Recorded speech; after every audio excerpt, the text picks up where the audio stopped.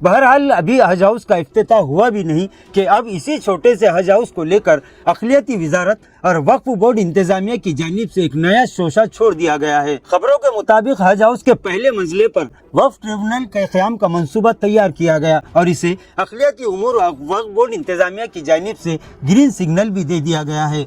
यहाँ तक कि यहाँ पर फर्नीचर भी तैयार किया जा रहा है। नाज़रीन, इस खबर के बाद औरंगाबाद शहर और जिला के साथ साथ पूरे मराठवाड़ा के अवाम में नाराजगी और बेचैनी पाई जा रही है और पूरे मराठवाड़ा के मुसलमानों की जानिब से हुकूमत और अरबाब हुकूमत को ये इंतबाह दिया जा रहा है कि हज हाउस को हज हाउस ही रहने दे और वक्फ ट्रिब्यूनल के लिए कोई दूसरा मुतबादिल तलाश करे। अवाम का ये कहना है कि हज हाउस में इस तरह का मनमाना कारोबार और इम्तियाजी सुलूक किसी हाल में कबूल नहीं किया जाएगा।